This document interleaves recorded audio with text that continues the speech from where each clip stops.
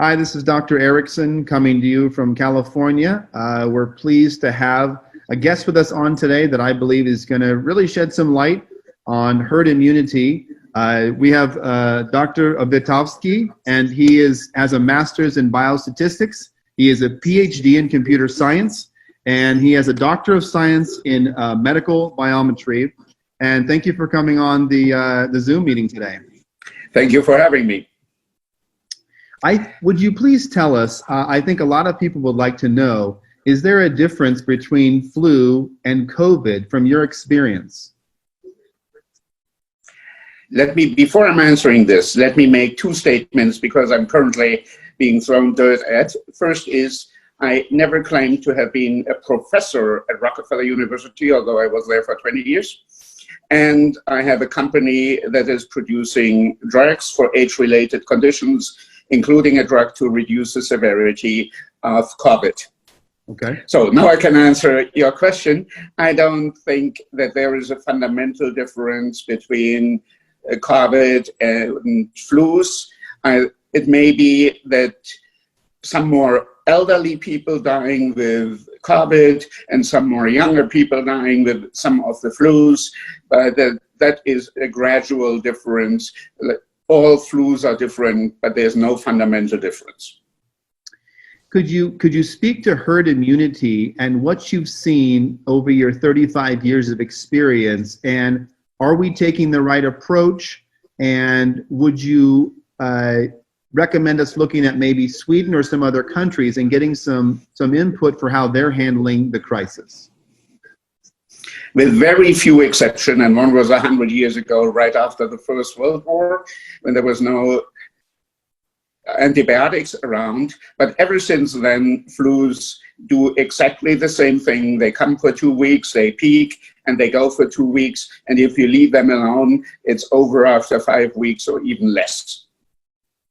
And what we have seen in China, in Wuhan originally, and then in South Korea, and in the meantime in Austria and in Australia and in many other places, is exactly that. If you leave the flu run its natural course, it will do what all flus have done for the last hundreds of years. They come and they go, and nothing much happens except some people die, and that is regrettable. We don't like that, but that is how life is. So do you think that we should have gone into a social isolation lockdown in America? Do you think that was the best strategy initially, and then do you think it's the best strategy now? We already knew from the experience in China and South Korea, when it came to Europe, and when it came to the United States, we even had the European experience that told us that this is a flu, and we have never shut down the life for the flu, and it is in fact dangerous. One thing is, the old people and those with comorbidities are at high risk. You can isolate them over a short period of time, but if you flatten the curve, as people try to do, you're prolonging the time people need to isolate, and that is very difficult to do. So in the end, you have more deaths, not only from suicides and other consequences of depression and aggression, but you also have more death among the elderly simply because the isolation is less effective. Now, they have put a lot of weight on a vaccine, and we have a vaccine for influenza. Could you talk to us about the effectiveness of the vaccine for influenza and what you think, how effective you think a vaccine will be for herd immunity for COVID-19? Okay, vaccines are one of the strategies of creating herd immunity. The other strategy is just getting the flu, getting over it, and be done with it. And in the majority of people, it's as severe as the vaccination is. They don't even know that they get it. So herd immunity is something, a natural process by which respiratory diseases are limited, and we don't really need to do much about it. We can enhance it a bit with the vaccine if the vaccines are effective. With flu, the vaccines are not that great. It may help a bit, yes, but it doesn't make much of a difference. Well, you make a key point, because I was just reading on the CDC Today website, and they said, you know, some years the vaccine has little to no effect, and I quote, little to no effect.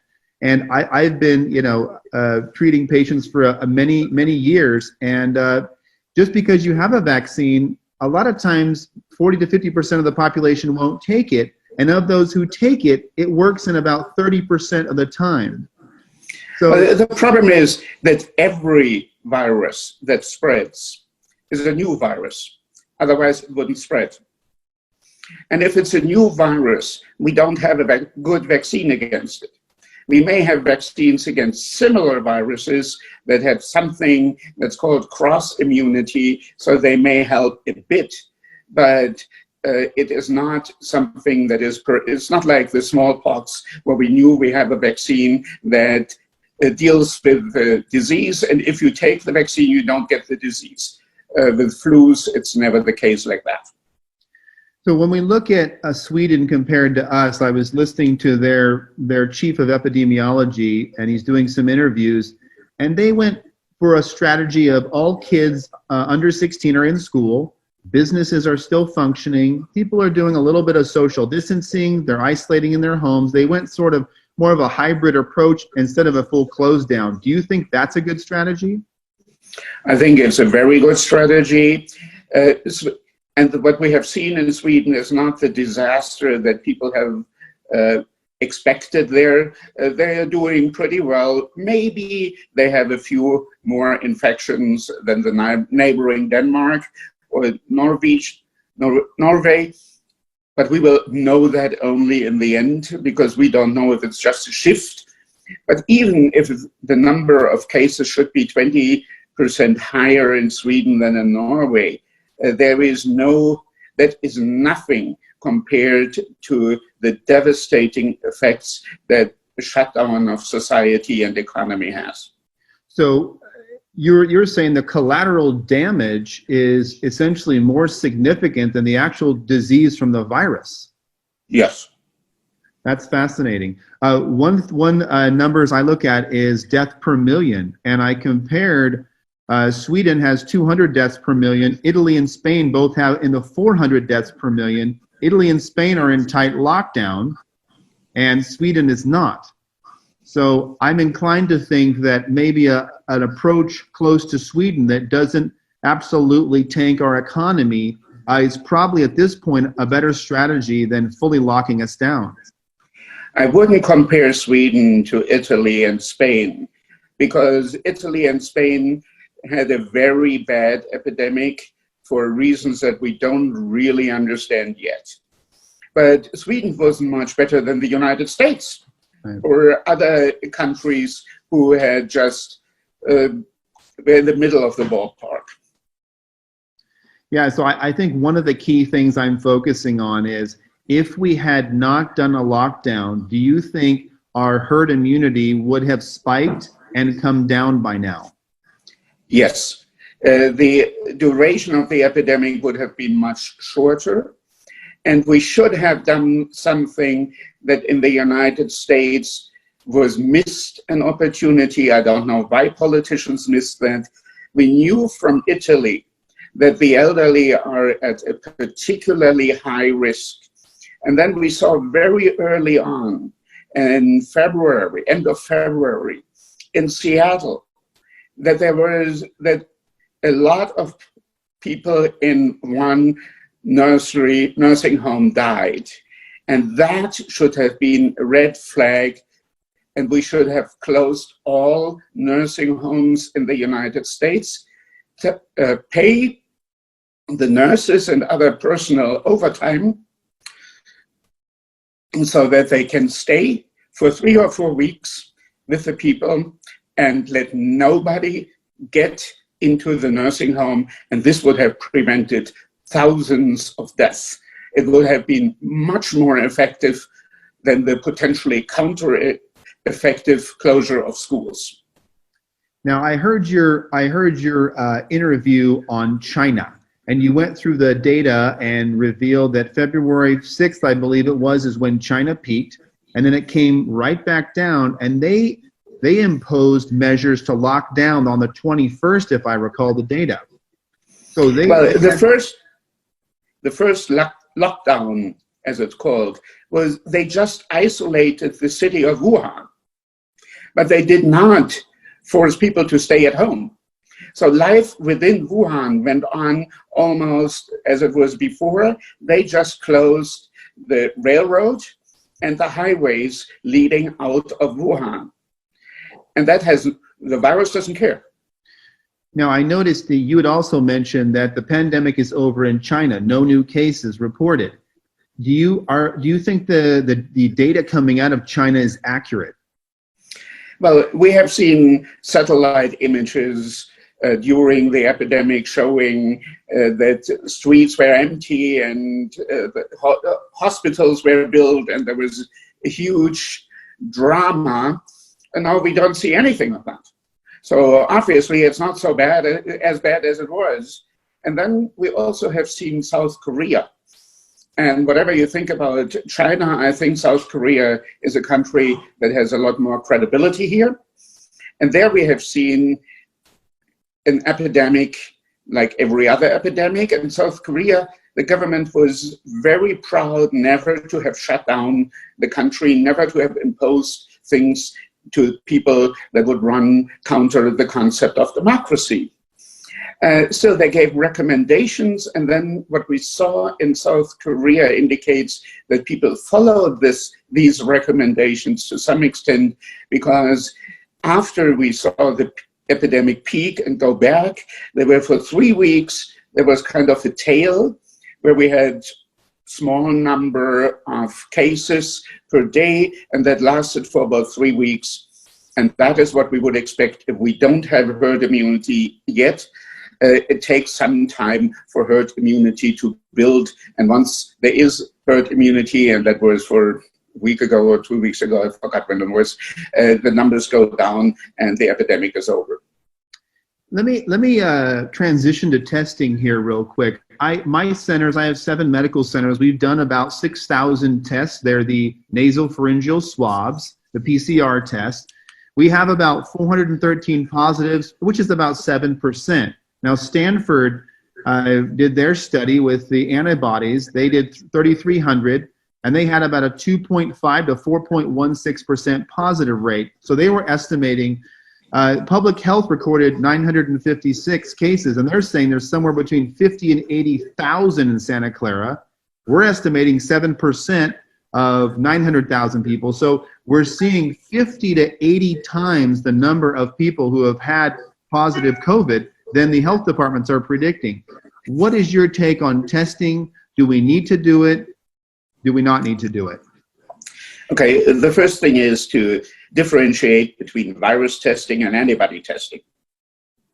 Virus testing tells you whether you currently are infected. Antibody testing tells you whether you have been infected. The virus testing for an epidemiologist is not so important. It may be important for a clinician, but I'm not even sure there, because if you have somebody coming in with respiratory problems, you're probably not testing first, you're treating first. Am I correct? Yes. Good. So the antibody tests are important for the epidemiologist because it tells us how many people are already immune. These tests have been done in Germany. They have been done in Sweden. They have been done in the United States, in New York, and just to name 3. And in all 3 cases, the data are consistent with about 25% of people being immune. And that means we went a long way towards herd immunity. And even if we would shut down today and open up everything today, the rebound, if there should be a rebound, would be very low, would be nothing compared to what we already have seen. So there's nothing to fear. Let me ask you about reopening. You mentioned that. Now, a state like New York, where the state of New York, an entire state has 19.4 million.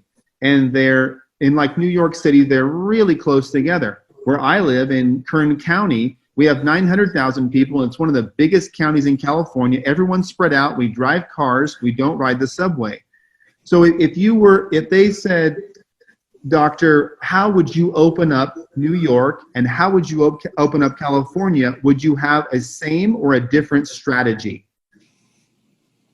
I think what you see, go to Montana, where it takes 3 hours to drive to your next neighbor. There you already have some sorts of separation. So yes, things are different in different places. I don't think that there is much of a difference as far as the consequences are concerned. I think if you have if it's closely populated like New York, you can get very high spikes. In a country that is not closely populated, you will never have such a high spike because it takes more time for the virus to travel from one place to the next. So I think there is no reason anywhere in the United States to say, well, we need to continue with this second prohibition. So when you look at the data, do you have a gestalt? I know we haven't had enough testing, but do you have a gestalt as to kind of the percentage of people that have immunity across the country? I think in the more densely populated places, it seems to be 25%. In the less densely populated places, it may be 10%, and that is enough for for whatever the place is. So I don't see any particular reason to say we have to continue the lockdown here and not there. The high-risk places have high levels of immunity, the low risk levels have low levels of immunity. In the end, that's fine. So would you say it's appropriate to sort of start with the schools? I want to get specific on this because I know I'm meeting with a bunch of senators tomorrow in California, and they're going to ask me specifically. So if we're going to open up California, should we start with the schools, under 16, let them go back and kind of gauge the disease process, and more importantly, if the hospitals start becoming stacked and overwhelmed, should we pull back? Should we go slow like that?